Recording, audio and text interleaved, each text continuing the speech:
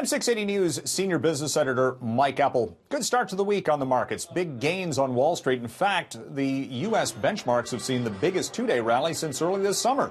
All of a sudden, investors are more optimistic that the U.S.-China trade talks are actually making some progress. That was the commentary given by U.S. President Donald Trump over the weekend. The Trump administration also extending a little bit of an olive branch to Huawei, giving that company a 90-day extension to continue business dealings in the United States, although the talk from the White House is they're trying to use this extra time to wean American telecom companies off of Huawei to find other suppliers.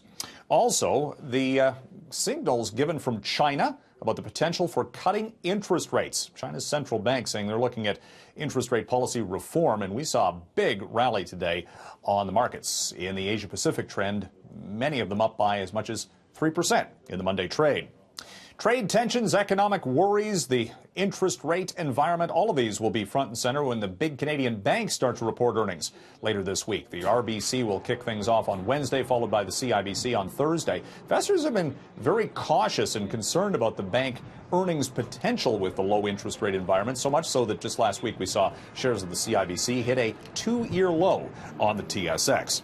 Disney saying today that it is officially going to launch its new streaming service to compete against the likes of Apple and Amazon Prime coming up on November 12th here in Canada and the U.S. And it's going to have properties that are going to be specific to the Disney Plus service, that being the next generation or chapter of the Star Wars saga, Star Wars: The Rise of Skywalker, and as well, Avengers Endgame.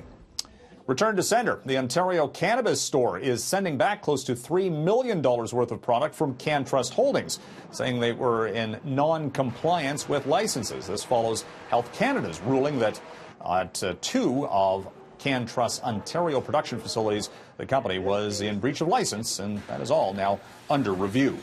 From the 680 Newsroom, I'm Mike Eppel for City News.